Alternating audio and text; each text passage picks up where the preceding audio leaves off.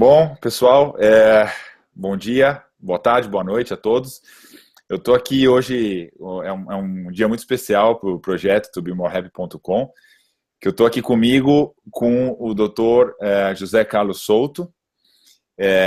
Eu vou fazer uma breve introdução do Dr. Souto, para quem não o conhece.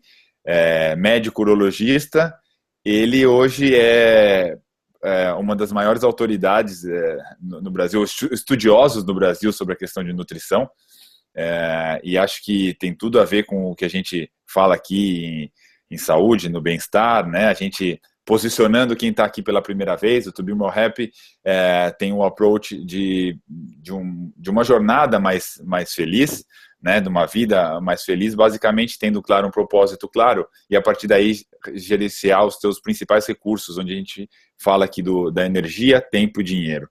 Tá? E aqui a gente está no bloco energia, onde um dos pilares aí a gente fala do corpo físico, mental e emocional, e hoje o enfoque é o físico, mais precisamente na parte alimentação, né, como ela influencia no nosso bem-estar, nossa disposição no dia a dia, mas também a longo prazo, para que a gente possa chegar lá na frente bem fisicamente, evitando doenças, mas desfrutando do hoje também, tendo prazer à mesa, tendo bons momentos também no que se refere à alimentação. Tá? Então, é isso. Eu vou começar aqui esse bate-papo com o Dr. Souto, explicando um pouco, antes de entrar no que a gente quer passar de mensagem principal aqui, a ideia principal é falar em ciência, quer dizer, em falar em coisas atuais, modernas, em como evoluiu toda a questão da nutrição. Tá? Então, quando a gente vai falar de coisas aqui, hoje na internet você vê uma série de estudos, entre aspas, e é difícil saber onde acreditar, né? No que acreditar. Então, como no nosso bate-papo a gente vai falar às vezes sobre níveis de evidência, né? Eu queria, antes de entrar no assunto em si, explicar um pouquinho para a audiência, eu pedi para o Dr. Souto explicar para a audiência a questão dos níveis de evidência, né? Quando alguém fala, isso daqui, não, eu vi um estudo, não sei lá onde, aqui, acolá, de que comer tal coisa faz bem, comer tal coisa faz mal. Vamos entender um pouco mais como é que funciona isso, o que a ciência fala, quais são os níveis disponíveis. Então, doutor Souto, a gente vai falar aqui de algumas coisas que hoje não resta mais dúvida em termos de ciência, e a gente vai falar de níveis de evidência. Você quer dar uma pincelada para a gente aí, nesses diferentes níveis, o que significa cada um deles, para saber o que a gente pode confiar ou não? Claro, vamos lá. Primeiro, bom dia, Marco. Bom dia aos nossos ouvintes. Nível de evidência. Nível de evidência é uma das coisas mais importantes que nós vamos falar aqui, porque é o que permite diferenciar aquilo que é uma simples opinião, aquilo que serve apenas para levantar uma hipótese, mas que não pode ser levado ainda como prova de que A causa B, ok? E os experimentos que realmente tentam mostrar uma relação de causa e efeito. A medicina hoje em dia está tentando migrar para o que se chama medicina baseada em evidência, ou seja, eu devo acreditar numa determinada coisa não porque o médico famoso falou, ou porque saiu na imprensa. Eu devo acreditar numa coisa baseado no nível de evidência que ela tem. E a evidência, ela tem uma hierarquia. Tá? Qual é o nível mais baixo, o nível mais simples, vamos dizer assim, de evidência que nós temos? É a opinião pessoal. Tá? Seria você me perguntar, Marco, o que você acha melhor a gente comer? E aí eu vou dizer, eu acho que é melhor comer alimentação assim ou assado. Tá? Juntamente nós temos os relatos de caso. O relato de caso é o seguinte, o seu vizinho, o seu amigo diz assim, olha, eu fiz determinada coisa e isso me trouxe um benefício. Ok? Então esse é um nível de evidência muito baixo, porque aquele benefício pode ter sido uma simples coincidência, pode não ter tido nada a ver com o que aquela pessoa fez. Depois nós temos os relatos de caso, as séries de caso, tá? Quando de repente um pesquisador elenca 20 um efeito semelhante fazendo uma determinada coisa ou tomando um determinado remédio. Tá? Depois nós temos os estudos observacionais, os estudos epidemiológicos. Os estudos epidemiológicos são aqueles que vocês vão ouvir com maior frequência e vão ver todos os dias na imprensa, nas manchetes, nos jornais. Estudo epidemiológico nada mais é do que eu ter um grupo muito grande, em geral de vários milhares de pessoas, que são observados durante o tempo e a gente vai medindo coisas. Vamos fazendo exames de sangue, preenchendo questionários onde a pessoa diz se ela fuma ou não fuma, o que ela come ou deixa de comer, se ela faz exercício ou não.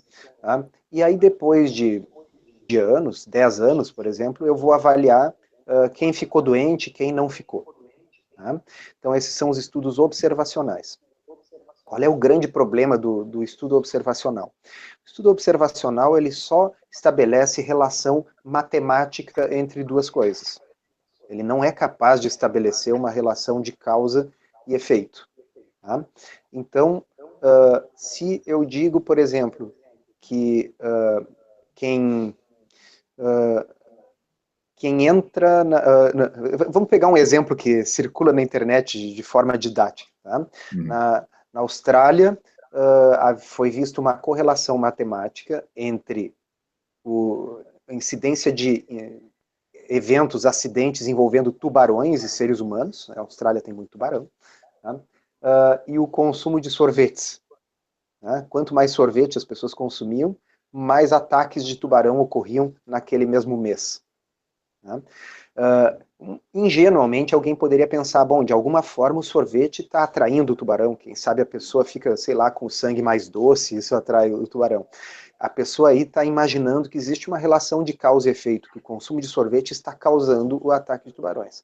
Mas na realidade, nesse caso, o que acontece é que o calor faz com que as pessoas consumam mais sorvete, e o calor também faz com que as pessoas entrem mais no mar.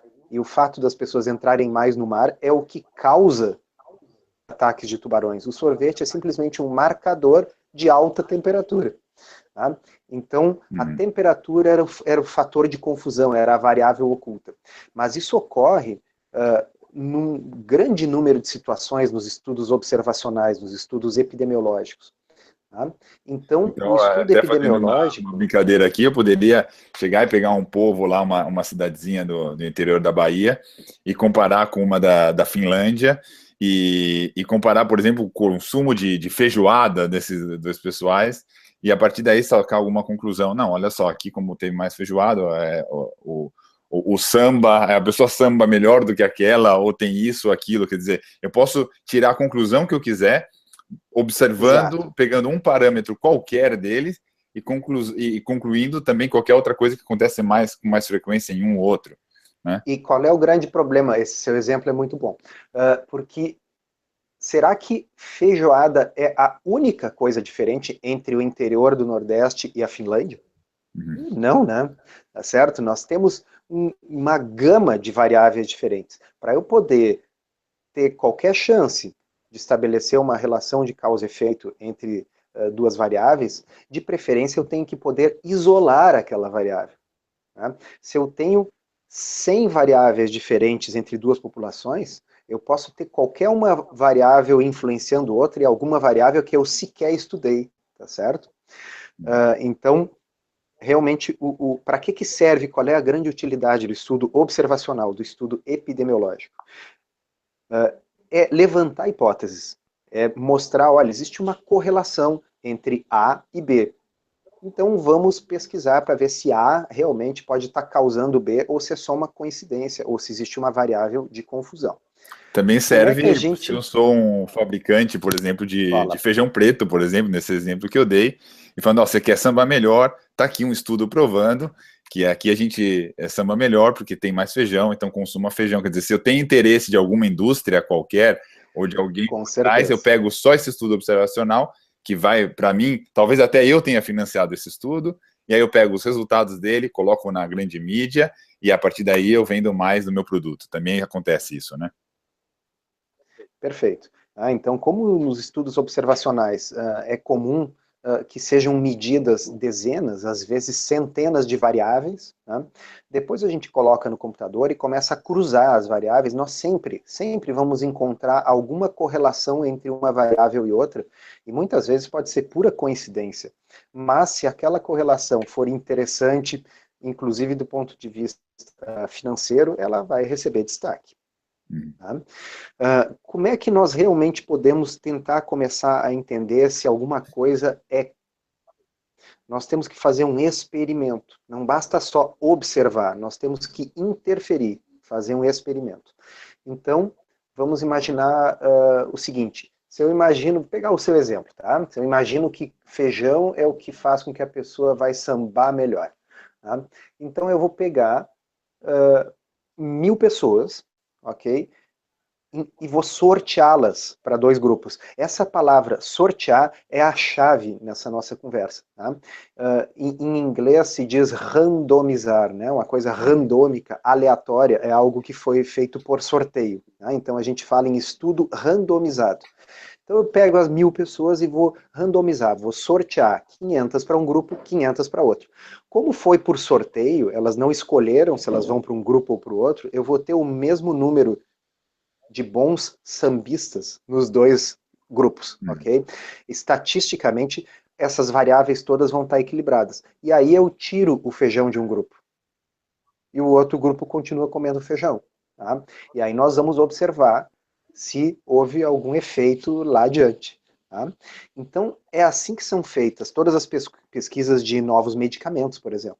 Não basta eu pegar um remédio, pegar 50 pessoas, então eu dou o remédio para elas, depois perguntam se elas se sentiram melhor, se a dor passou, enfim. Porque pode ter o efeito placebo, né? O que é o efeito placebo? Eu tomo uma coisa, eu acredito que vou melhorar, e porque eu acredito, eu realmente melhoro. Então, eu tenho que ter 2 grupos. Um grupo que tomou o remédio, o outro grupo que tomou o placebo, e aí eu vou comparar. Na nutrição, o estudo ideal, o mais alto nível de evidência seria isso, seria eu separar 2 grupos por sorteio, um ensaio clínico randomizado, um estudo randomizado, e aí eu vou administrar uma dieta para um grupo, outra dieta para outro grupo, e aí nós vamos saber realmente qual é a dieta que tem melhores desfechos. Mas, eu repito, 95% ou mais de tudo que sai na imprensa sobre nutrição é baseado só em estudos observacionais, onde a gente pode, na melhor das hipóteses, levantar uma hipótese, tá certo? E uma Mas série não dizer que uma coisa causa a outra. E uma série de coisas que a gente segue até hoje como sendo verdades, em termos de diretrizes alimentares, etc., também foram baseadas nesse nível de estudo, né? Exatamente. Isso é uma coisa muito estranha, inclusive, porque no resto das ciências da saúde, particular na medicina, realmente a abordagem baseada em evidência pegou com muita força. Né? Então, a gente não aceitaria hoje afirmar determinadas coisas em medicina sem ter o ensaio clínico randomizado. No entanto, em nutrição, você tem toda a razão, as diretrizes vigentes hoje, a grande maioria são baseadas somente em estudos observacionais. Mesmo quando nós já temos estudos randomizados que já mostraram que a realidade é o contrário do que o estudo observacional sugeria. E quando existe um estudo observacional mostrando uma coisa e um experimento, um ensaio clínico randomizado mostrando outra, o que vale é o experimento. Porque o experimento tem um nível de evidência muito maior. E aí, Dr. Souto, aqui no To Be More Happy, nas outras áreas que a gente cobre, eu falo muito disso do medo, da gente sair um pouco, desconectar de alguns medos que a gente tem, buscando informação. Você busca informação para saber como aquilo pode trazer benefício para você, e você começa a viver a sua vida, não a que os outros impõem para você, mas é muito difícil, isso custa muito. Então, por parte das pessoas, de seguir alguma coisa que... e aí eu até dou um exemplo, outro dia eu coloquei numa rede social um estudo, na verdade não foi nenhum estudo, foi um artigo, acho que talvez tenha sido até do seu blog, onde eu peguei a evolução dos níveis de obesidade no mundo, desde que as diretrizes norte-americanas, que foram as primeiras, saíram para o mundo, e o número de obesos só cresceu. Claro, poderíamos falar que isso também é uma relação observacional, existem outros fatores, mas já ilustra alguma coisa e eu coloquei ali, né? E aí eu coloquei, olha só, acho que tem alguma coisa errada com essas diretrizes, né? Mas tinha muita gente colocando assim, não, na verdade o que tem que ver é se as pessoas estão efetivamente seguindo as diretrizes. Ora, se antes da diretriz os níveis não estavam nesse parâmetro, as pessoas efetivamente estão seguindo as recomendações e elas não estão bem feitas, né? Então, de fato, justamente baseado no que nós acabamos de conversar, eu não posso afirmar, baseado naquele gráfico, que foram as diretrizes que causaram a epidemia de obesidade sinometabólica. No entanto, as evidências são muito interessantes, que elas não estão seguindo, veja bem, houve uma diminuição do consumo de gordura depois da introdução das diretrizes, isso é fato. Houve um aumento do consumo de carboidrato depois das diretrizes, isso é fato. Então, não há como dizer que as diretrizes não influenciaram o padrão da alimentação das pessoas. Tá? Quando um estudo epidemiológico como esse que nós estamos falando, né, mostra alguma coisa, a gente não pode afirmar que as diretrizes foram a causa do problema. Mas uma coisa nós podemos dizer, elas não ajudaram em nada, ok? Então, porque não é possível que as diretrizes tenham realmente ajudado a reduzir o problema e, ao mesmo tempo, o problema estar aumentando. Tá? Quando nós vemos que houve sim uma redução do consumo de gordura e houve sim um aumento do consumo de carboidrato, que era basicamente o que aquela pirâmide alimentar. E na verdade, doutor Souto, a gente vê o impacto dessas diretrizes na hora que você vê muitos profissionais ainda da nutrição, quando você busca eles por qualquer coisa, e a recomendação dada está alinhada com as diretrizes e a pessoa segue porque o médico dela falou. Mas enfim, a gente vai ver se no final a gente volta a falar um pouco dessa questão dos estudos, mas a gente pode... não sei se você tem mais algum comentário antes de a gente pular para o próximo tema aqui.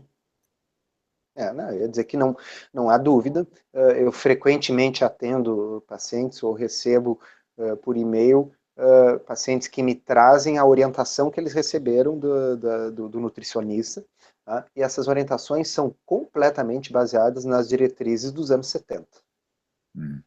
Ok. Bom, então vamos lá, vamos falar do problema em si, né? Vamos entender o que está errado, né, em termos de alimentação, o que a gente está fazendo errado, o que as pessoas estão fazendo errado, ou o que, independente de certo ou errado, qual que é o principal problema hoje, né? Eu queria explorar, talvez começando pela questão açúcar, que acho que talvez seja o grande vilão da história, não o açúcar puro em si de mesa, mas em geral as outras fontes e o impacto que ele dá, qual o mecanismo quando a gente consome o açúcar no formato que for. Enfim, queria passar a palavra para você começar a ilustrar onde é a raiz do problema hoje e possível causa de muitas doenças que a gente tem hoje em dia na população mundial que não existia antigamente. Marco, para mim, a raiz do problema está em dois postulados das diretrizes nutricionais. O foco exclusivo em calorias e o medo, a fobia da gordura na dieta. O resto todo deriva daí. Tá? Okay. Porque se eu acredito que só o que importa são calorias, então, bom, eu realmente posso comer o que eu quiser, desde que eu consuma com moderação, que eu consuma pouco, tá bem? Já que o problema é calorias. E é evidente que essa é uma mensagem que ela é muito boa para a indústria alimentícia, né? Porque a indústria passa a não ter produtos inerentemente ruins. Quer dizer, um refrigerante com açúcar, ele não vai ser ruim, ele é simplesmente mais umas suas calorias diárias. Essa é a mensagem. E por outro lado, o medo da gordura na dieta, depois adiante, é o que fez com que o consumo de carboidratos e de açúcar aumentasse muito. Né? Então, é possível encontrar, hoje em dia, coisas que são feitas basicamente com açúcar, tá certo? Mas que tem uma embalagem dizendo que não contém colesterol ou é livre de gordura, tá certo? No sentido assim, se não tiver gordura, o açúcar está liberado. Tá?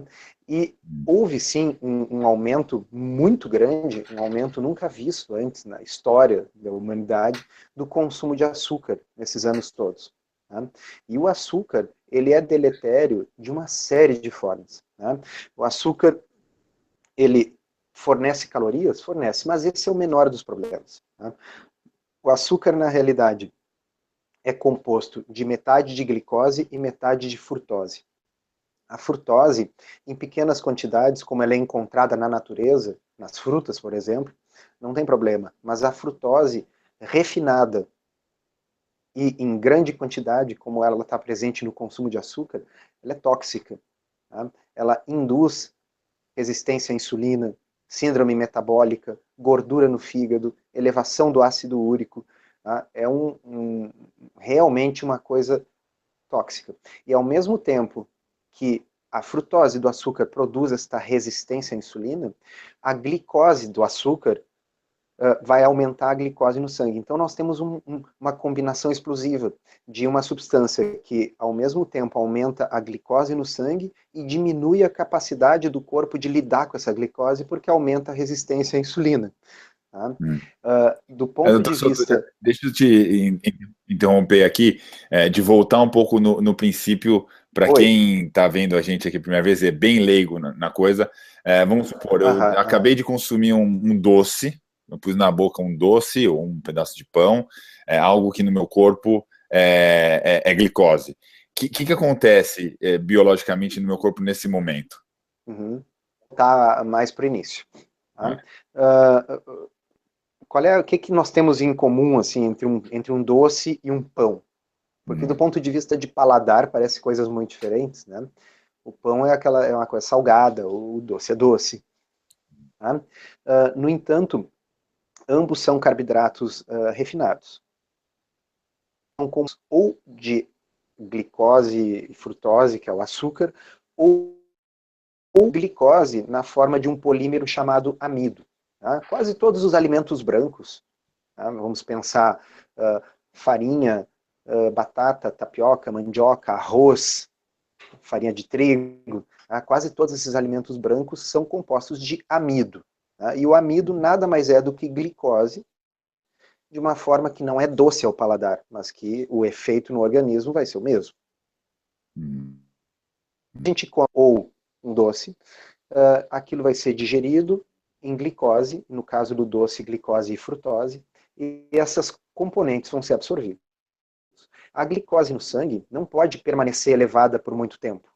Isso é tóxico para o organismo. O organismo tem pressa em normalizar essa glicose. Isso é feito através de um hormônio chamado insulina. Então, quando o nosso pâncreas detecta que os níveis de glicose subiram, ele fabrica insulina. A insulina vai fazer com que a glicose saia da corrente sanguínea e entre para dentro das células. Tá?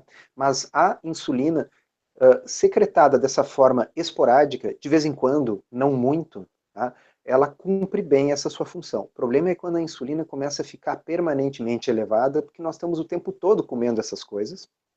Tá? E aí, os estoques de glicose do organismo, vamos dizer assim, estão cheios já. O corpo não tem mais onde colocar essa glicose. E aí as células do corpo começam a reagir da forma que a gente imagina que elas fariam. Quer dizer, nós não queremos mais glicose, nós não vamos mais obedecer à insulina. Isso se chama resistência à insulina. E aí começa um cabo de guerra, onde as células não querem mais glicose, estão resistentes à insulina, e o pâncreas fabrica mais insulina ainda, de modo a tentar obrigar as células a aceitar a glicose que elas não querem mais. Essa insulina progressivamente mais alta, cada vez mais resistente, se o pâncreas está produzindo cada vez mais insulina, é o que leva ao ganho de peso, é o que leva depois ao diabetes tipo 2, é o que leva à síndrome metabólica, que adiante nós vamos conversar o que é. E basicamente essas são as doenças contemporâneas que estão matando as pessoas. Tá? E a base disso aí, não tenha dúvida, é o açúcar. Ok, legal. E aí a gente pode voltar entendendo esse mecanismo para justamente falar da síndrome metabólica. Então, quer dizer, a partir do momento que eu estou com esse movimento e essas variações no corpo, e a cada 3 horas eu estou comendo industrializado, que é cheio desses açúcares aí, e eu estou com a insulina lá em cima, e aí então, como resultado, vem a tal síndrome metabólica. Fala um pouquinho, por favor, sobre ela. Síndrome metabólica é uma coisa, infelizmente, muito, muito comum. Tá? A síndrome metabólica, ela é diretamente causada pela insulina elevada demais, pela hiperinsulinemia. Tá? O que é a síndrome metabólica? É um conjunto de alterações, a pessoa não precisa ter todos eles. Tá? Basta ter pelo menos 3. E a gente já pode chamar de síndrome metabólica. A síndrome metabólica inclui o aumento da circunferência abdominal, acúmulo de gordura na região da barriga, tá?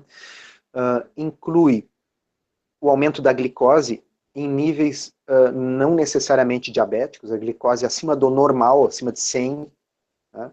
Já conta. O aumento da pressão sanguínea, tá? Ou a necessidade de usar remédios para pressão. Tá? Ela inclui também o HDL, que é o colesterol bom baixo. Ela inclui os triglicerídeos elevados. Tá? Outras coisas que costumam acompanhar a síndrome metabólica é, por exemplo, o ácido úrico elevado e o próprio diabetes já estabelecido.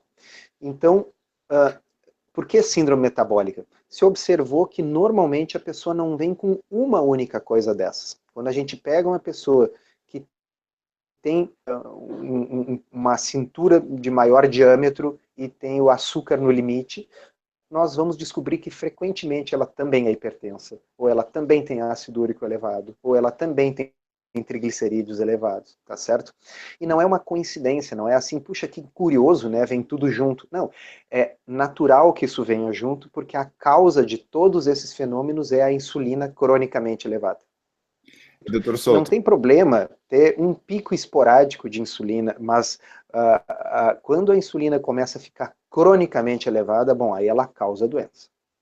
e aí Fala. eu queria também explorar um pouco essa questão da pessoa que está no sobrepeso, que ela está comendo e provavelmente ela está em síndrome metabólica, ela tem a gordura abdominal, ela está com a insulina lá em cima. Uhum. É, por que que ela segue tendo muita fome? O corpo, se ela tem lá o estoque de gordura, ela, em teoria, e o corpo se autorregula em muitas coisas. O que acontece nesse mecanismo que faz com ainda fome a cada pouco mais do que uma pessoa que não está na síndrome metabólica?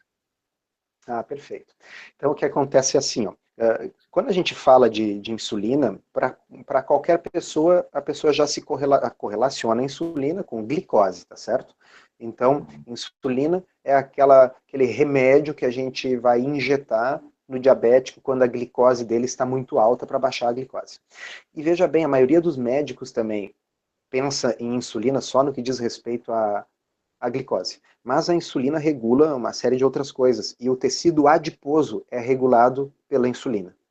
Tá? A insulina alta, ela faz com que o corpo armazene gordura, e a insulina alta impede que o corpo use a gordura armazenada. E eu vou usar aqui uma analogia que eu costumo usar para explicar para as pessoas, eu acho que fica bem fácil. Vamos imaginar que a glicose seja o dinheiro inteiro, tá? Aquele dinheiro que a gente usa para coisas no supermercado, enfim. A Desculpa que gordura é um cortou um dinheiro que eu pouco a tenho ligação. guardado. Cortou a ligação Oi. só para explicar, porque acho que é fundamental. É o dinheiro da carteira, seria, certo? É o que você tem A no bolso glicose é o lá. dinheiro da carteira, tá? O dinheiro está no bolso. E a gordura seria uma aplicação no banco, uma aplicação de mais longo prazo, aquela aplicação que eu não quero mexer. Tá? O corpo da gente, vamos dizer, o indivíduo, pode ser que eu queira perder gordura, mas o nosso corpo considera a gordura acumulada como uma aplicação, tá certo? São calorias que eu estou acumulando para poder usar o dia que eu precisar. Tá? Então o corpo não quer perder peso. Tá? Se eu quiser gastar calorias, vamos dizer assim, e a minha carteira está cheia de dinheiro, então eu tô com glicose, eu tô comendo pão, eu tô comendo doce, eu tô comendo arroz, tá? Eu tenho glicose sobrando, a minha carteira está cheia de dinheiro. Eu não tenho nenhum motivo para mexer na minha aplicação, que é a gordura, se eu tenho dinheiro sobrando na minha carteira. Tá? Agora, se a minha carteira está vazia e eu preciso comprar alguma coisa, esse é o momento em que então eu vou desaplicar dinheiro lá da minha aplicação de longo prazo, que é a gordura. Tá? A insulina, neste processo, nada mais é do que o mensageiro que diz para o corpo como é que está a situação da carteira. Tá? Quando a insulina está alta, significa que a carteira está cheia. Quer dizer, não é para mexer na aplicação, deixa a gordura lá. Aliás, a insulina alta faz com que a gente pegue um pouco daquele dinheiro que está sobrando e aplique também. Quer dizer, vamos acumular um pouco mais de gordura. Tá? E a insulina baixa é um mensageiro que está dizendo, olha, a carteira está vazia, não tem mais nada. Ou seja, tem que ir no banco desaplicar o dinheiro, a aplicação de longo prazo, que é a gordura. Perfeito. E até ilustrando, não estamos falando de alimento na barriga, vamos dizer assim, estamos falando da glicose, quer dizer, não é que a gente tem que estar com o estômago vazio para poder buscar essa aplicação. A gente só tem que estar com os níveis baixos de glicose, certo? Você pode estar comendo outras de modo coisas. que a insulina fique mais baixa e sinalize, olha, glicose não tem muito disponível, temos que começar a usar gordura como fonte de energia. Tá? E aí você tinha me perguntado assim, ó, qual é a relação disso com a fome? Tá? Se a insulina está sempre alta, significa que eu não posso mexer na gordura acumulada, eu não vou mexer naquela minha aplicação. Agora, para que isso aconteça, eu tenho que estar constantemente enchendo a minha carteira de dinheiro de novo.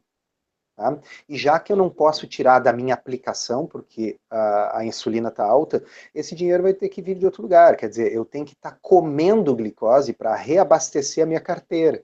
Tá? Então, a pessoa que tem insulina cronicamente elevada, ela acaba estando sempre com fome, porque ela não consegue usar adequadamente as suas reservas de gordura, porque a sua insulina está sempre alta. Tá? Então é como se fosse uma chavinha. Diferentemente, isso é uma Entre chave, um uso o dinheiro da interruptor. conta ou uso da carteira, né? A insulina força sempre Claro, da carteira. Aí essa carteira está vazia, ele precisa comer mais em vez de usar a da aplicação, né? exatamente. Tá? Então, nós vamos ver adiante que quando a gente faz uma restrição de carboidratos na dieta, a pessoa fica liberada, vamos dizer assim, pela insulina baixa para usar a própria gordura. E a consequência disso é uma redução drástica do apetite. Tá? Então, sim, a pessoa acaba comendo menos, mas ela come menos não porque ela está passando fome e tendo muita força de vontade para não comer, mas ela está louca para comer. Não, ela come menos porque ela sente menos fome. Por quê? Porque ela passou a usar as suas reservas de gordura que até então estavam inacessíveis para ela. Então, quer dizer, só para aliviar um pouco a de quem está acima do peso e tem aquela pressão da sociedade falando, você não tem força de vontade ou coisa assim, não é nada disso. Na verdade, ela está comendo errado por uma orientação que deram para ela, porque eu vejo muita gente não, estou em dieta, meu café da manhã aqui é um pãozinho integral, ele come coisas que a gente vai falar lá na frente que justamente não ajudam nesse mecanismo, então ela começa a comer menos, ela começa a usar trazer menos dinheiro para a carteira, mas a carteira está vazia e a chavinha está aqui. Então ele não tem dinheiro na carteira, também não traz mais dinheiro, e aí ele começa a sofrer, né? Ele passa Claro. fome, né? Ele E começa a aí ficar endividado na nossa analogia. endividado. E aí o que ele faz? Uma hora ele não aguenta, e aí que ele se acaba de comer mais ainda, e essa conta nunca fecha, né? É muito sofrimento para pouco retorno em termos de queima de gordura, né? Você vê assim, ali no início, quando eu falei assim, ó, os dois grandes equívocos da nutrição moderna é o foco excessivo em calorias e o medo da gordura. Então, se eu realmente acredito que as calorias explicam tudo, eu tenho que culpar a vítima, tá certo? Bom, o sujeito tem excesso de peso porque ele é glutão, ele come demais, tá? E porque ele é preguiçoso, ele faz exercício de menos. Tá? Agora, aí vem uma série de perguntas. Será que até a metade do século XX as pessoas não eram gulosas e faziam muito exercício? Tá? Será que os animais de vida livre e que mantêm o seu peso naturalmente, mesmo que tenham abundância de alimento, mantêm o seu peso como? Será que eles cuidam assim para, olha, eu sei que tem comida sobrando, mas eu não vou comer porque eu não quero ganhar peso. Os animais mantêm o seu peso. Tá? Nós estamos tendo uma epidemia de obesidade infantil abaixo dos 2 anos de idade. Tá? Então, crianças com menos de 2 anos de idade estão tendo uma epidemia de obesidade. Será que é porque elas fazem pouco exercício, são preguiçosas? Certo? Será que as crianças com 2 anos de idade, até algumas décadas atrás, iam para academia? Tá? Os estudos mostram que parte do senso comum que se fala por aí não é verdade. Se nós formos ver nos Estados Unidos, onde as estatísticas são melhores disso aí, a população nunca se exercitou tanto como atualmente. Tá? Nos anos 50 não existia academia de ginástica, não existia o conceito de correr. Quem fosse correr na rua, como a gente vê tanta gente correndo, hoje em dia seria considerado um louco, um excêntrico. Tá certo? E as pessoas, e não é verdade que as pessoas, bom, não tinha tecnologia, então as pessoas acabavam fazendo mais atividade física. Nos anos 50, nos Estados Unidos, já tinha aspirador de pó, já tinha máquina de lavar louça, já tinha máquina de lavar roupa e já tinha carro. Ok? Então, não é, as explicações não fecham. Tá? A coisa realmente não é por aí. Agora, se nós entendermos que o problema da obesidade, do sobrepeso é um problema da regulação do tecido adiposo, de que existe um estímulo hormonal que faz com que esse tecido capte gordura e mantenha essa gordura trancada dentro das células adiposas, bom, aí nós vamos conseguir pensar em soluções que sejam realmente efetivas. Claro, e a gente também fala aqui no To Be More Happy na questão do exercício, e ela quero que a audiência entenda bem, faz muito bem exercitar, é muito bom para uma série de coisas no corpo, e a gente vai falar delas.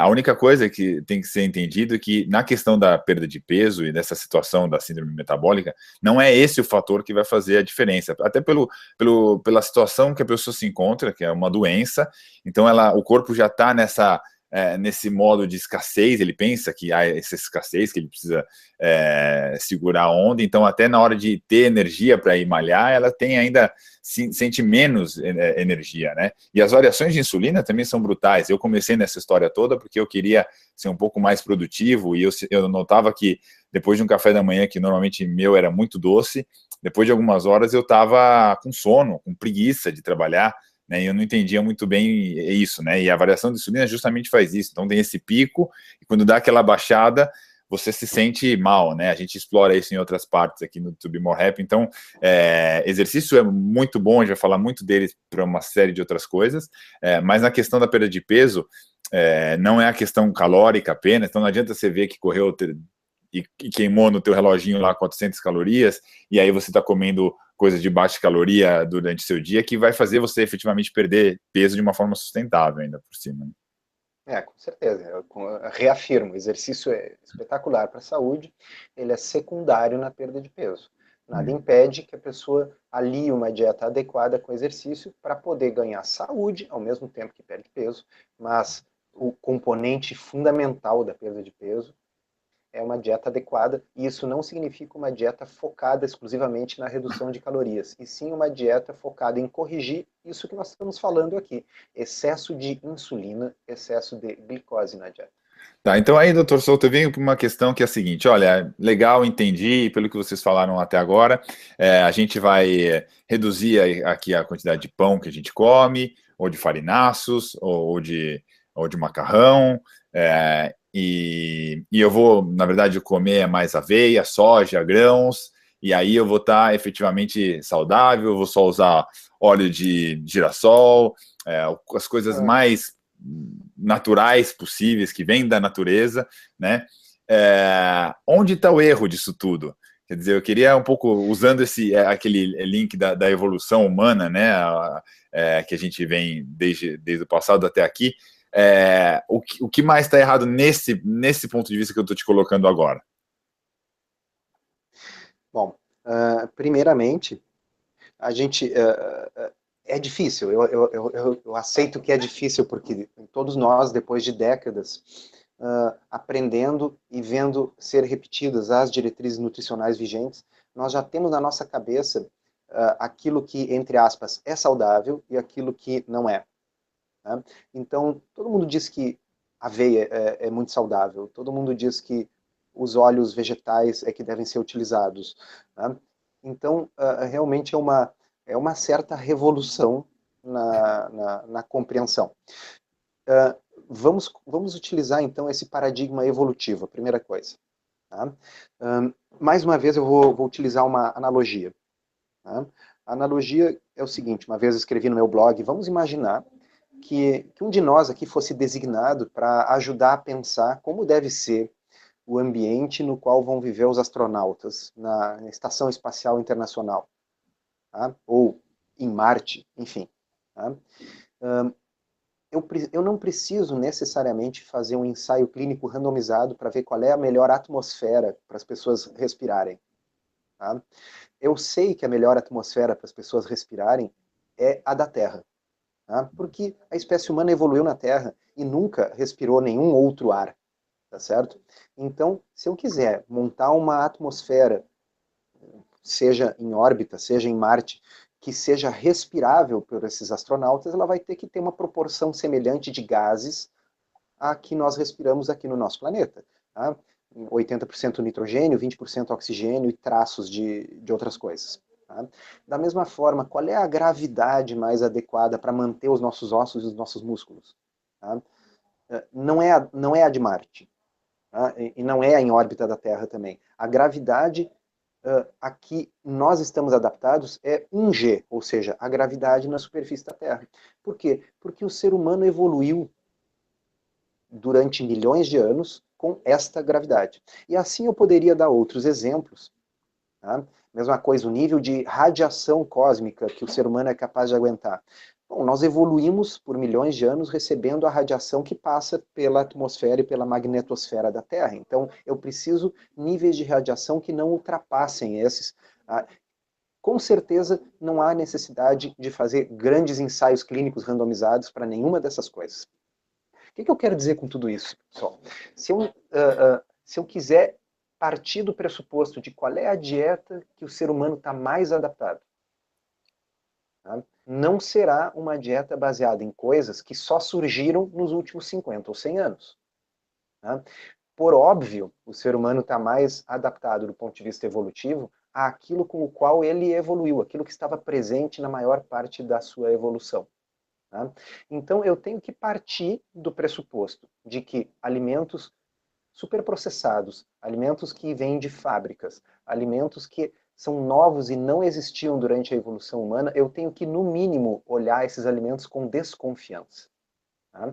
Então, por exemplo, você citou óleos vegetais, óleo de milho, óleo de soja. Tá? Durante toda a evolução da espécie, o ser humano nunca consumiu, porque a gente não consegue extrair óleo dessas coisas, a não ser por mecanismos industriais muito sofisticados, que só se tornaram disponíveis no século XX. Tá? É diferente, por exemplo, de uma azeitona, que basta a gente pisar em cima e ela já libera o azeite de oliva. Tá? Proteína isolada de soja. Proteína isolada de soja é um subproduto do refino da soja para produzir o óleo, que leva, enfim, altas temperaturas, solventes. Tá? Definitivamente não é uma coisa natural na nossa dieta. Tá? Mas e aveia? Né? Bom, aveia, obviamente, está mais próximo de algo natural do que proteína isolada de soja e óleo de milho. Tá? Mas ainda assim, vem aquela pergunta. O ser humano, como ordem, está presente nesse planeta há cerca de 2,5 milhões de anos. Tá? A agricultura começou há cerca de 10 mil anos. Então, eu provavelmente tenho que partir do pressuposto de que os humanos têm uma adaptação melhor àquilo que estava presente durante 99% desse tempo, durante os 2,5 milhões de anos, do que aquilo que surgiu só nos últimos, desculpa, 0,5%, que são os produtos da agricultura. E especialmente quanto mais refinados são esses produtos, tá certo? Uma coisa é eu comer aquele grão que foi moído grosso, tá? E em seguida, após a moagem, ele está sendo consumido. A outra coisa são flocos de aveia, são pulverizados ao ponto de se tornarem solúveis. Né? Afinal, é isso que está na caixinha, dissolve fácil, é solúvel. Né?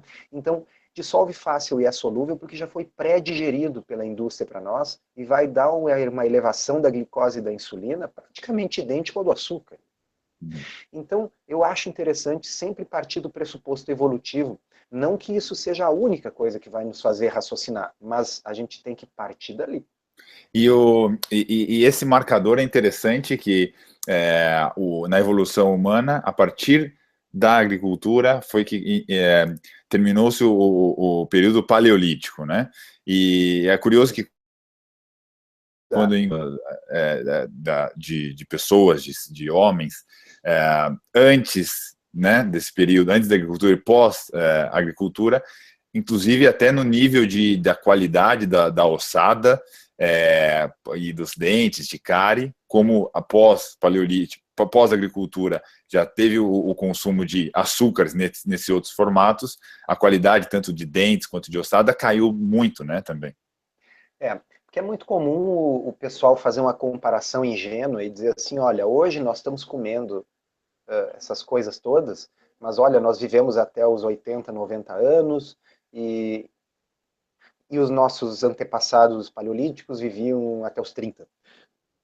Na realidade, há um sem número de problemas com esse tipo de comparação ingênua. A primeira é o seguinte, não é verdade que as pessoas viviam até os 30 ou até os 40 e imediatamente morriam. As pessoas estão confundindo expectativa de vida média. Tá? Então, expectativa de vida média, a gente pega a idade com que todo mundo morre, tá?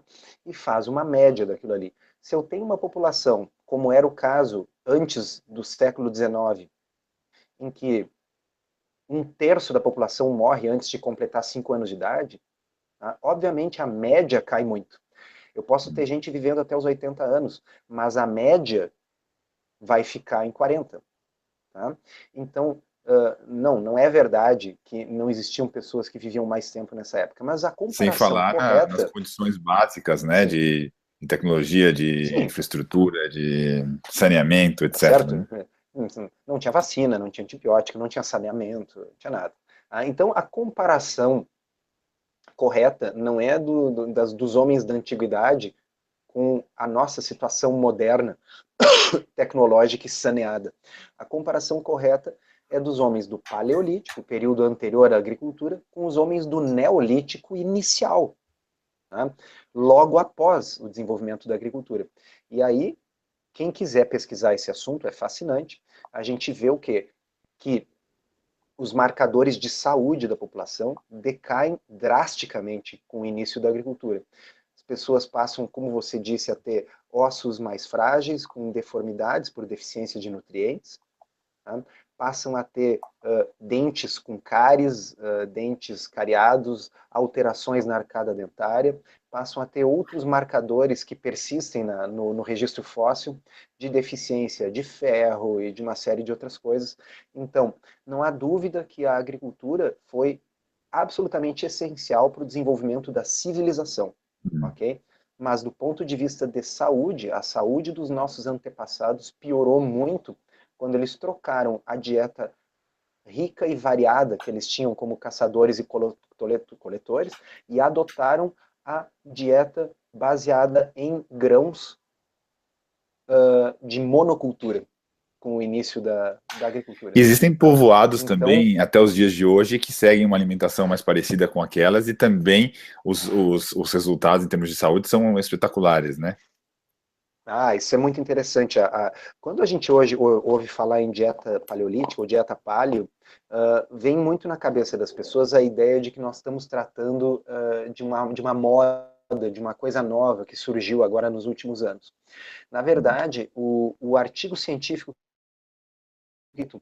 foi um artigo publicado em 1985, numa revista médica muito importante, que é o New England. Tá?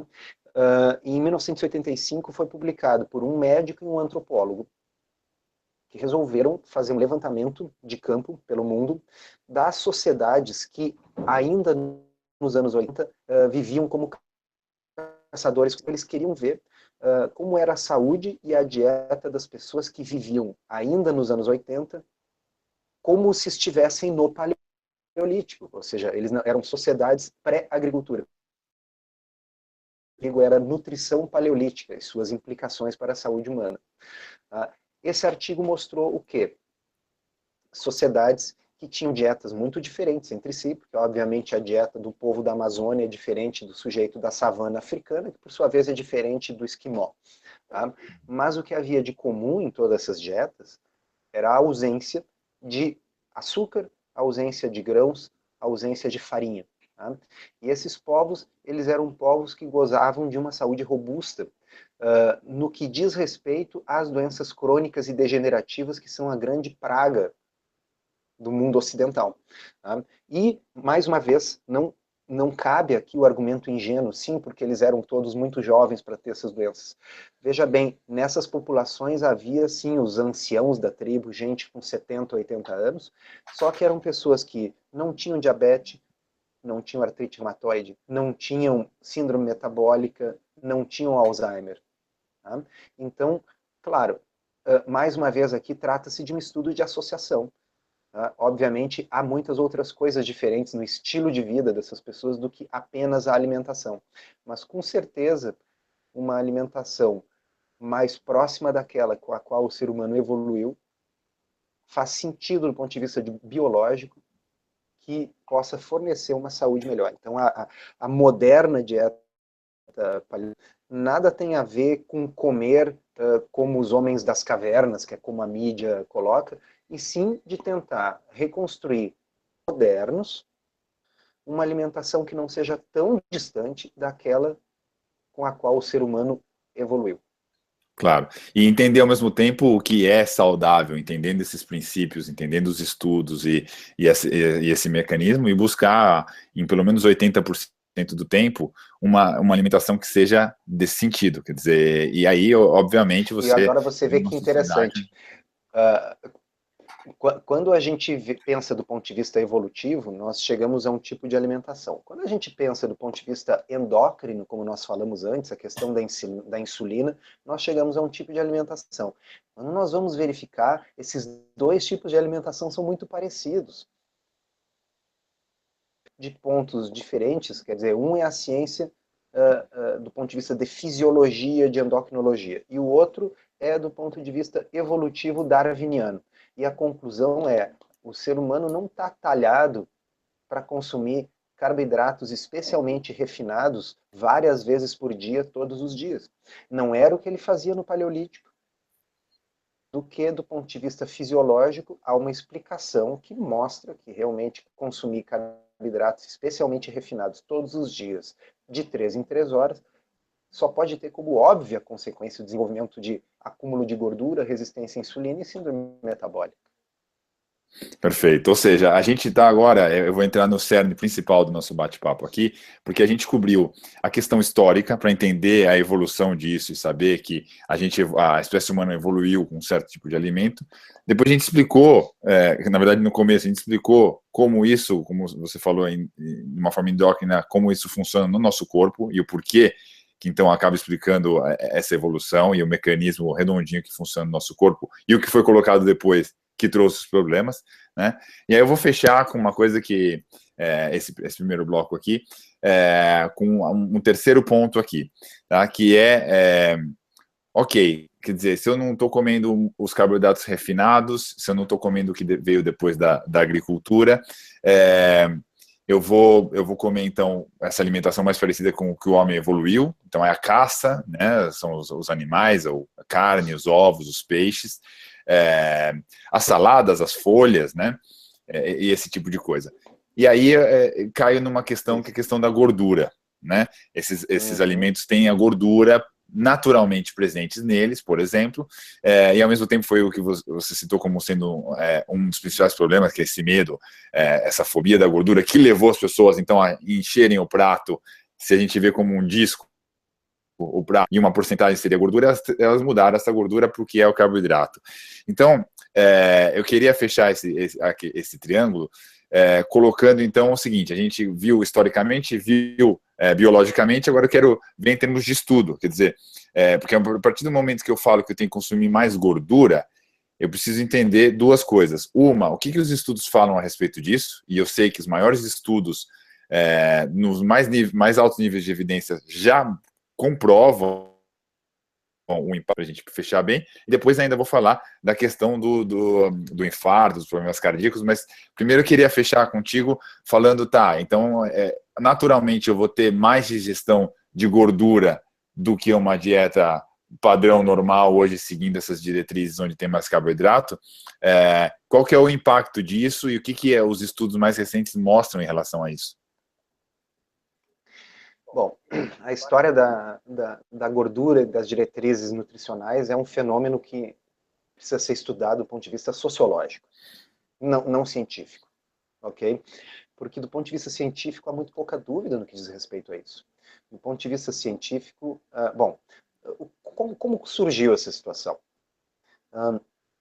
Nos anos 50 e 60, dava-se de uma explicação da final usando doença no coração. Tá? Existiam várias hipóteses e uma delas dizia respeito ao colesterol, como todo mundo já ouviu falar. Tá? O fato de que nas placas das artérias coronárias existe colesterol fez com que as pessoas pensassem, de uma forma assim bem simplista, então colesterol é o que causa doença do coração. É o que causa doença do coração, então eu devo ver o que aumenta o colesterol no sangue. Bem, gordura aumenta o colesterol no sangue. Então, se a gordura aumenta o colesterol no sangue, eu devo reduzir a gordura na dieta, reduzir a doença. Pessoal, cada um desses cada uma dessas coisas são hipóteses distintas que precisam ser testadas do ponto de vista científico. Tá?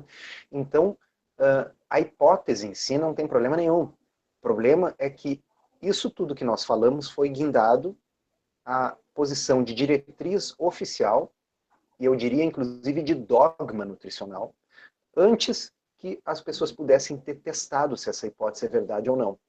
E vocês já sabem, porque a gente conversou no início, né, dessa nossa conversa, que só existe uma forma de testar uma hipótese dessas, que é um experimento.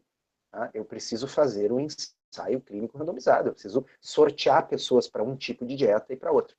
Mas não foi o que houve naquela época. No início, o pessoal simplesmente levantou a hipótese. Tem um sujeito cujo nome ficou muito conhecido nessa época, que era o Ansel Keys, que era um fisiologista. Tá? E o Keys ele fez um levantamento, um estudo observacional epidemiológico, tá, pessoal? Aquele tipo de estudo que não estabelece causa e efeito. E ele escolheu, detalhe, ele escolheu 7 países para medir o consumo de gordura e ver a incidência de doença cardíaca. Por que é importante esse detalhe do ele escolheu? Ele escolheu países que iam dar para ele a resposta que ele já acreditava que era verdadeira. Tá? Vocês querem um exemplo? Tá? Se vocês pensam em Europa, tá? Eu digo assim, olha, eu quero estudar a alimentação de pessoas nos Estados Unidos, na Europa e na Ásia. Tá? Bom, quando eu penso em Europa, eu tendo a pensar nos maiores países da Europa, tá certo? Eu tendo a pensar em França, eu tendo a pensar em Alemanha, ok? Inglaterra. Tá? Não, ele na Europa escolheu a Finlândia, tá? E escolheu as ilhas gregas. Tá? Acontece que todo mundo já sabia naquela época que a Finlândia tinha uma incidência muito grande de doença cardiovascular, que as ilhas gregas tinham uma incidência muito baixa. Tá? E aí, claro, na Finlândia o consumo de gordura era maior e nas ilhas gregas o consumo de gordura era menor. Tá? E aí eu digo para vocês assim, tá, mas e a França? Na França o consumo de gordura é maior que na Finlândia. É o maior consumo de gordura de toda a Europa. Por que o Ansel Keys não escolheu a França para estudar?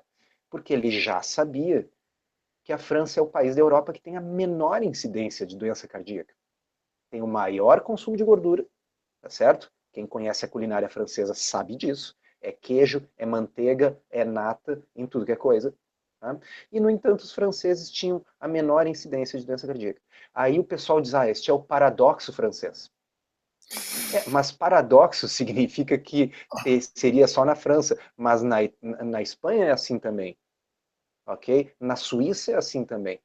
Na Alemanha é assim também. Então eu tenho o paradoxo francês, o paradoxo suíço, o paradoxo alemão, o paradoxo espanhol. Quem sabe não é o paradigma que está errado, né? Tá certo? Então, assim, só para salientar como essa coisa do estudo observacional epidemiológico é importante a gente se dar conta que eles são geradores de muita confusão, eles só servem para levantar a hipótese. Mas, Doutor enfim, Soto, voltando. Só pegar um gancho. Fala. Se você, por exemplo, pegar o número de infartados nos Estados Unidos, que tem bastante estatística de tudo quanto é coisa lá, quantos por cento dos infartados tem colesterol alto, por exemplo?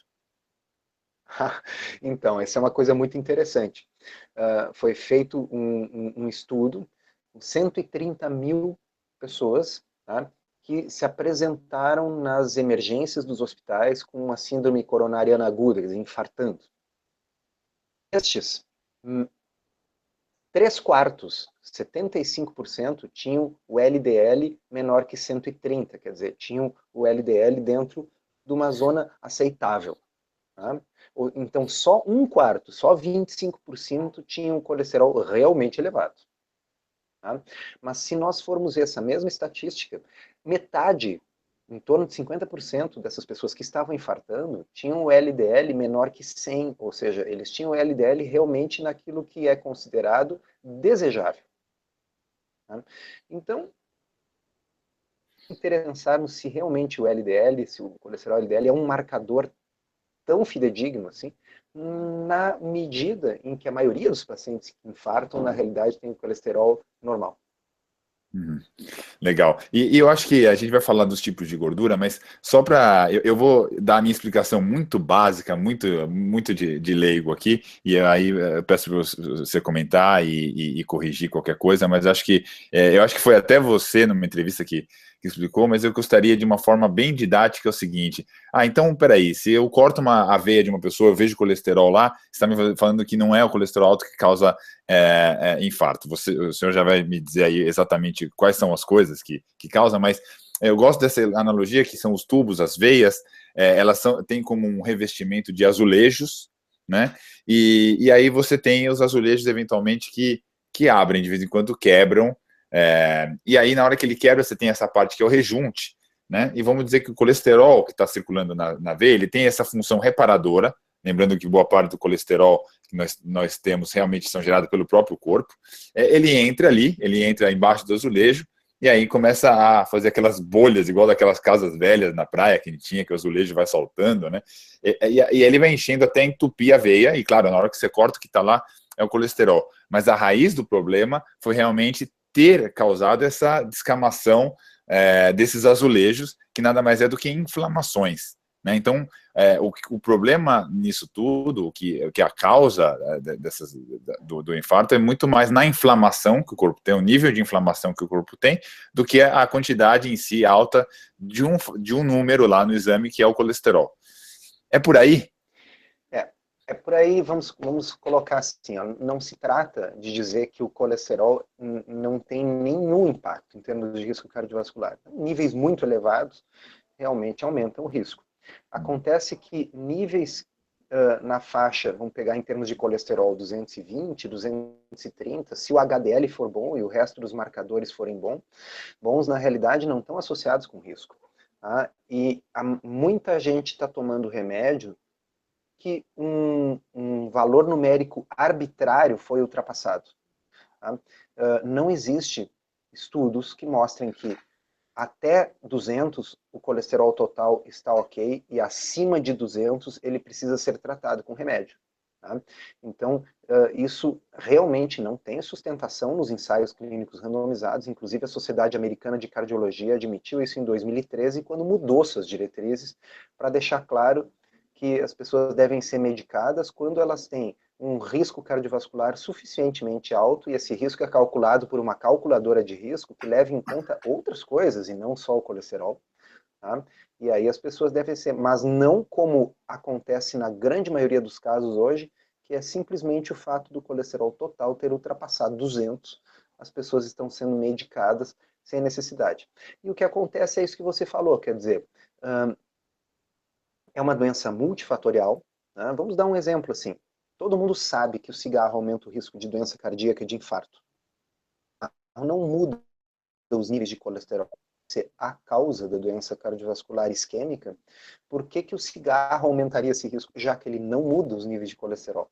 É que o cigarro ele é tóxico para o revestimento interno das artérias, isso que você falou, os azulejos da comparação são as células endoteliais, as células que revestem o interior da artéria. Se nós danificarmos esse endotélio. Se esse endotélio ficar doente, bom, aí sim aquele colesterol, aquelas partículas que carregam o colesterol, que estão dentro do sangue, vão conseguir se insinuar entre uma célula e outra e se acumular na parede da artéria. Mas para isso o endotélio tem que estar doente. E o que mais adoece o endotélio é inflamação crônica. Tá? Inflamação que está muito associado à resistência à insulina, por exemplo. Então, aí a gente começa a ver por que os pacientes diabéticos, tá, têm uma incidência tão maior de doença cardiovascular e de infarto, já que, mais uma vez, o diabetes se caracteriza não por colesterol elevado. Aliás, estatisticamente, os diabéticos tendem a ter LDL, colesterol, entre aspas, um pouco mais baixo do que os não diabéticos. Então, lembrar, assim, tiver níveis estratosféricos de LDL, ela tem que ser investigada, ver se ela não tem uma doença genética nesse sentido. Mas, para a grande maioria de nós, está excessivamente no colesterol, e um dos fatores de risco principais são relacionados à inflamação crônica, sedentarismo, tabagismo, diabetes, pré-diabetes e síndrome metabólica. Uhum. Perfeito, perfeito. E uma das coisas que causam inflamação também, por exemplo, os óleos que a gente citou lá atrás, super sintetizados e tal, e que oxidam já na extração, no próprio ar, no corpo, então tem fator oxidante complicado, né? E ajuda na inflamação. Isso foi você ter lembrado, porque casa bem esses dois assuntos que nós falamos. Por que óleo de milho e tal, foram introduzidos na dieta? Não porque eles são uma delícia, na realidade não tem gosto de nada, tá certo? Obviamente é muito mais gostoso você cozinhar com manteiga do que com óleo de milho. Tá? Por que eles foram introduzidos na dieta? Porque eles ajudam a baixar o colesterol. Okay? Então, será que baixar o colesterol com óleo de milho realmente reduz a doença cardiovascular? Existe um ensaio clínico randomizado, aquele maior nível de evidência, aquele que realmente pode determinar se nós devemos fazer uma coisa ou não. Um ensaio clínico randomizado com milhares de pacientes, que mostra que, de fato, a manteiga e a introdução do óleo de milho provoca uma redução significativa dos níveis de colesterol. No entanto, as pessoas que consumiram óleo de milho morreram mais, inclusive do coração, do que as que estavam consumindo manteiga. Tá? Então, mais uma vez aqui se salienta, se fosse só o colesterol que explicasse a coisa, a gente não poderia encontrar um resultado como esse. O fato é o seguinte, você bem colocou, os óleos vegetais extraídos de sementes, então aqui eu não estou falando de azeite de oliva, que é uma fruta, eu estou falando dos óleos extraídos de milho, soja, girassol, canola, etc. Eles são poliinsaturados. São muito frágeis, eles entrando em contato com o oxigênio, com o calor, com a luz, eles tendem a oxidar e formar moléculas oxidadas, inclusive gordura trans, tá? Que aumenta a inflamação, aumenta o risco cardiovascular. Eles são riquíssimos em ômega 6, que é um ácido graxo essencial que a gente já obtém em pequenas quantidades na alimentação. Mas se nós consumimos quantidades absurdamente altas de ômega 6, como é o que acontece quando a gente cozinha com esses óleos, aí essa gordura tende a ser inflamatória. E mais uma vez, a inflamação é muito mais importante como causa de doença cardiovascular. Esse estudo que eu mencionei, milhares de pacientes, prospectivo, randomizado, ele foi conduzido nos anos 60, tá? Mas ele ficou sem ser publicado até muito recentemente. Tá? Por quê? Porque naquela época a sabedoria convencional era de que se baixou o colesterol tinha que ser bom. O estudo mostrou que baixou o colesterol e, no entanto, foi ruim. Não se mudou as diretrizes alimentares, se suprimiu o estudo. Tá? Então, realmente, as diretrizes nutricionais vigentes, elas são uma exceção dentro das ciências da saúde, porque elas são guiadas não por evidência, mas sim por dogma. Tá? Mas então, a gente pode ver uma evolução nisso, né? A gente vê pelo menos mais estudos, mais países, vamos dizer assim, mais atentos a esses estudos, seja esses antigos que ficaram arquivados como mais novos, que também têm esse nível de evidência e provam claramente que isso que a gente está falando aqui é o mais correto em termos de nutrição. Então, assim, essa evolução ela ocorreu, mas ela é praticamente mais ou aquilo que se ensina nas faculdades de nutrição ou de medicina. O que está mudando é a internet, é a mídia social. Tá?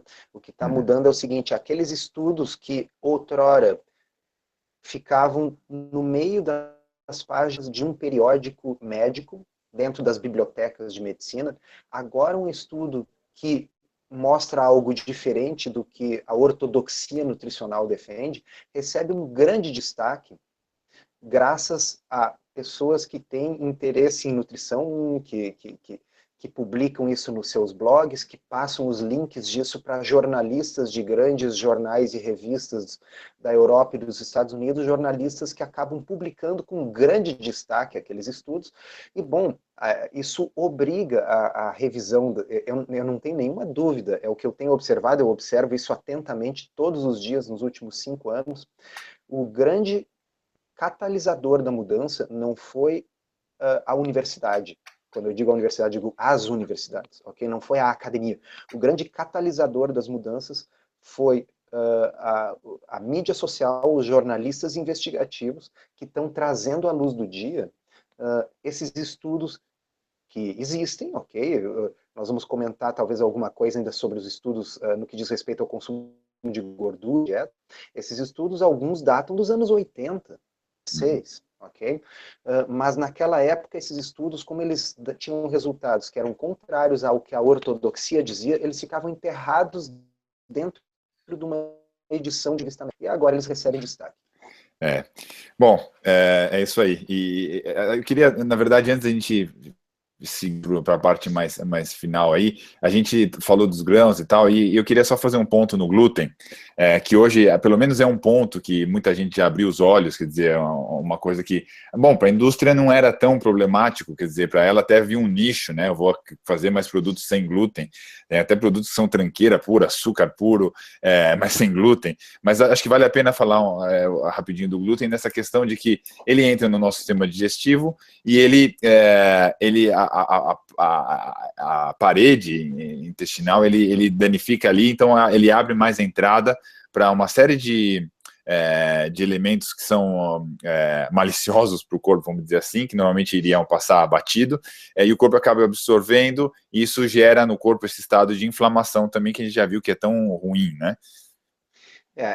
Vamos colocar assim, ó, dentro da questão dos níveis de evidência que a gente já discutiu, por exemplo, que uma dieta com restrição de carboidratos, ou seja, eliminando o excesso de amido, eliminando o açúcar, que isso produz melhora de síndrome metabólica, que isso produz melhora no diabetes, que isso produz perda de peso nos obesos, isso tem altíssimo nível de evidência com ensaios clínicos randomizados. Isso é indiscutível em 2016. Tá? Bom, os pacientes que restringem os carboidratos porque tem que tratar uma dessas situações, frequentemente referem melhoras em coisas que não diz respeito a carboidrato e insulina. Então as pessoas acabam tendo melhoras de alergias, melhoras de rinite, asma, melhoras de artrite reumatoide, doenças inflamatórias e imunológicas crônicas. Tá? Isso é uma observação, isso não tem nível de evidência elevado. Não existem ensaios clínicos randomizados que eu saiba mostrando isso. Tá? No entanto, o pessoal da dieta paleolítica, os pesquisadores que foram avaliar as populações, essas de estilo de vida tradicional que a gente comentou, observaram a mesma coisa, que essas populações são praticamente isentas desse tipo de doença inflamatória crônica. Tá? E eles postularam o quê? Que nós não estaríamos tão adaptados do ponto de vista evolutivo ao consumo dos grãos. Tá? E que uma das coisas que foi observada, isso é fato, tá? É que proteínas que estão presentes no glúten, como a gliadina, e proteínas semelhantes ao glúten, que são as prolaminas, alteram a permeabilidade da mucosa intestinal. Tá? Vamos explicar isso. O intestino, ele obviamente não pode ser impermeável, porque senão a gente não ia poder absorver a água e os nutrientes. Mas o intestino não pode ser completamente permeável, porque tem todo tipo de coisa que nós não queremos absorver, que, enfim, vão sair nas fezes, tá certo? Então o intestino, ele tem uma permeabilidade bem regulada para passar para dentro do organismo só o que interessa. Se eu aumentar essa permeabilidade, vai acabar passando para a corrente sanguínea coisas que não interessam, como proteínas parcialmente digeridas, peptídeos que não foram completamente digeridos, e fragmentos de bactérias, por exemplo. Tá? E o nosso sistema imunológico, ele está 80% dele estacionado na parede do intestino. Faz sentido, porque é uma fronte com um Então, sim, o corpo tem uma vigilância imunológica muito grande sobre o intestino. Se eu abro um pouco a barreira, né, eu vou começar a ter a entrada. Dizem que o organismo identifica, opa, estão passando bactérias para a corrente sanguínea, estão passando proteínas que são estranhas, que não são do próprio organismo, proteínas que estão presentes em outros organismos, que são os organismos que eu comi. Né? Então, o mecanismo, este mecanismo, ele existe, ele é fato, ele não é especulativo. O que é especulativo é, será que isso realmente, do aumento cada vez maior das doenças autoimunes, das doenças inflamatórias crônicas, e, portanto, será que a redução de grãos na dieta poderia, de fato, reduzir processos inflamatórios crônicos e doenças autoimunes? Aqui a gente tem que ser justo, né, e dizer que o nível de evidência por enquanto relatos de caso, ok? Pessoas que tinham doenças autoimunes adotaram uma dieta sem grãos, pobre em carboidratos, uma dieta de estilo paleolítica, semelhante àquilo que nós descrevemos antes, tá? E essas pessoas têm uma grande melhora, inclusive em coisas mensuráveis, tá certo? Em exames de sangue, de inflamação, etc. Eu acho que fica até Eu acredito nisso, É. eu acredito, eu realmente acho que a retirada dos grãos diminui a inflamação crônica. Tá? Mas eu ainda não tenho como provar isso. Relatos de caso acho que ajudam, se você tem outros elementos que estão bem avalizados, né? Eu acho que o fato de, por exemplo, uma vez você comentou que teus pacientes, muitas vezes eles chegam com um problema qualquer e você fala, sugere, o que eu vou sugerir para os ouvintes também, claro, sempre com acompanhamento médico, mas de você, por 30 dias, por exemplo, eliminar só o glúten, por exemplo. Né? E note no seu corpo como isso evolui, porque a gente já nota que está ainda nesse nível de evidência, mas já pode trazer alguns benefícios. Eu queria ir para a parte mais final aqui do papo, falando antes da conclusão aí, a questão das gorduras. Eu sei que o maior estudo randomizado existente em nutrição do mundo realmente baliza isso que a gente está falando. Não sei se tem algum comentário a respeito disso, doutor Souto. Eu posso afirmar, sem sombra de dúvida, tá? Isso é uma afirmação que pode ser feita de forma responsável. Tá? Em 2016, não existe associação entre consumo de gordura na dieta e doença cardiovascular. Ok? Então, a ideia de que nós devamos restringir a gordura natural dos alimentos, porque comer gordura causa doença no coração, ou causa infarto, ou causa derrame, isso é uma coisa que pode ser dita com toda certeza não é verdade. Tá? Porque nós temos um acúmulo de ensaios clínicos randomizados, inclusive de estudos observacionais, quer dizer, nem sequer os estudos observacionais modernos são com doença cardiovascular, e os ensaios clínicos randomizados, o mais alto nível de evidência, também mostra que não há essa relação. Tá? Legal. Isso significa o quê? Significa que eu devo ficar comendo manteiga pura?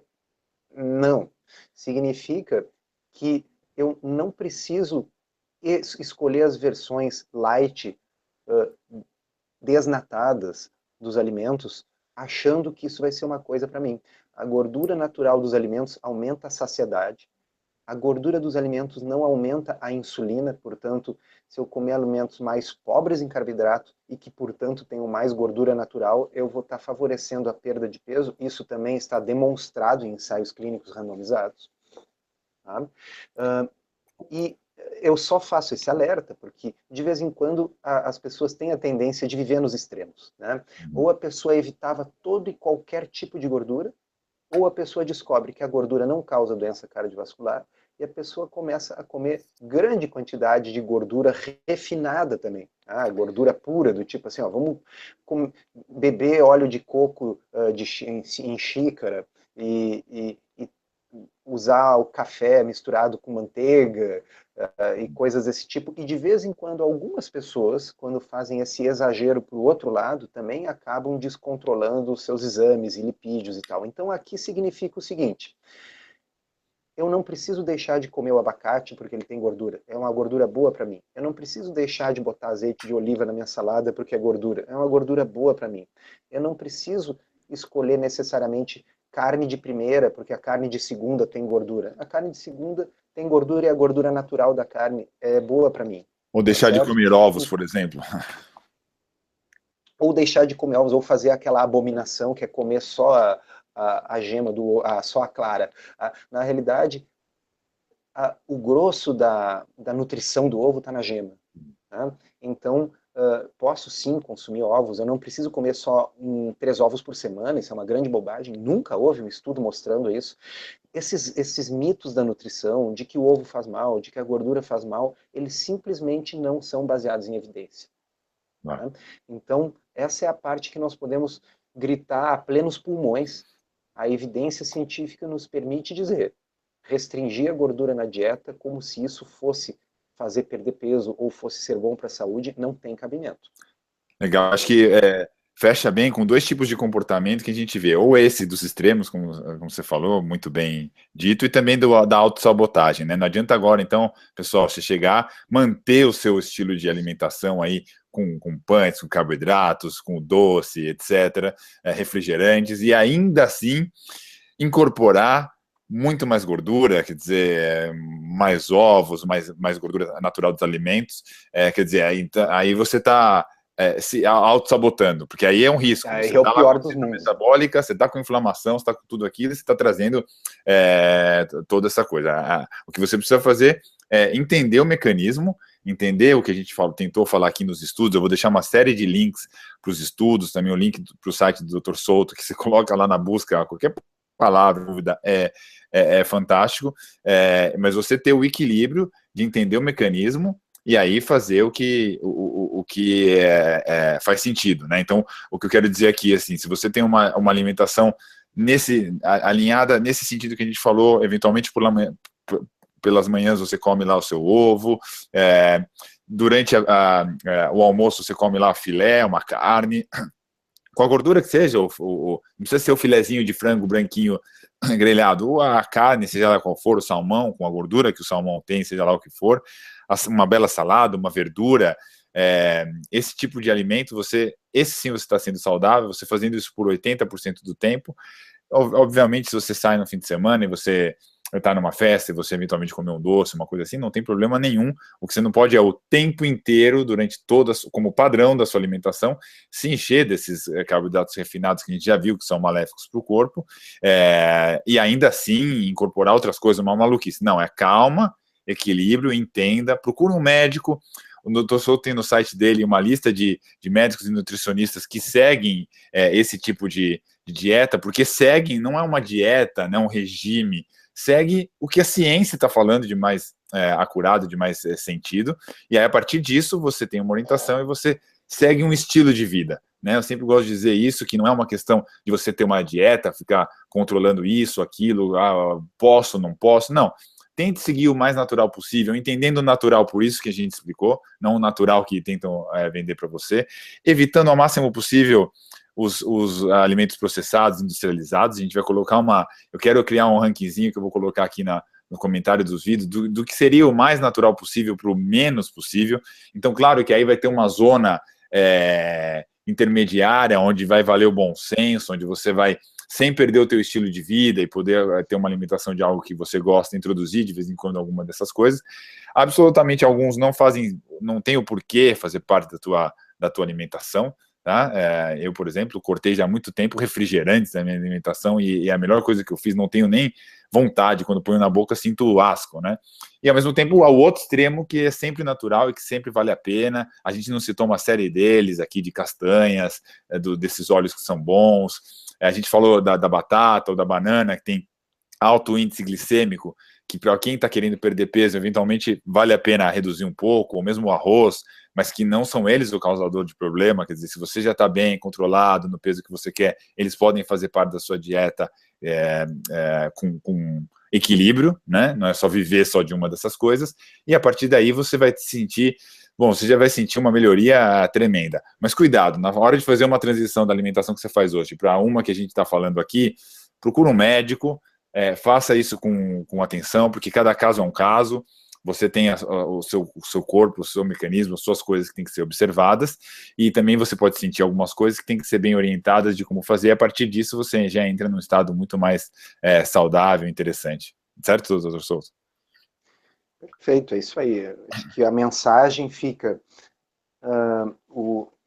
a gordura é uma coisa que faz parte da dieta, não deve ser temida, de que alimentos que foram introduzidos só porque eles são pobres em gordura, como pães integrais, cereais matinais, etc., não são as melhores opções, especialmente para as pessoas que precisam perder peso. Para essas, o objetivo não é restringir calorias, e sim restringir carboidrato. Carboidrato sendo açúcar e amido, ok?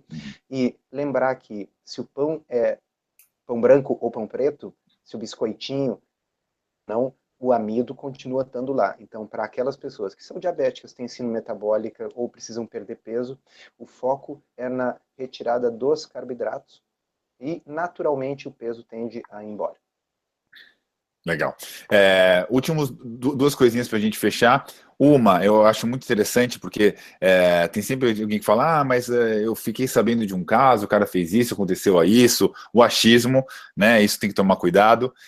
A outra coisa que eu acho muito interessante, assim, a gente vai cobrindo isso tudo, não significa que você vai viver muito mais do que uma pessoa que não siga isso. Você simplesmente está aumentando as suas chances de viver melhor, né? Eu gosto muito desse approach, que é o seguinte: a gente sempre tem as anedotas, o caso que o cara fumou 60 anos e viveu até os 80, e alguém que era mais regrado e tal, morreu aos 60, morreu antes. Quer dizer, eu gosto de um conceito desse de rifas, né? A gente tem uma série de bilhetinhos de rifa e pode ser que isso chame nosso número, né? Então a gente tem que diminuir o número de rifas, de papelzinho das coisas ruins que a gente não quer, mas sempre tem lá uma possibilidade que a gente não controla, e encher-nos de rifas, de papelzinho, dos prêmios bons das coisas que a gente quer, né? Para a gente ter...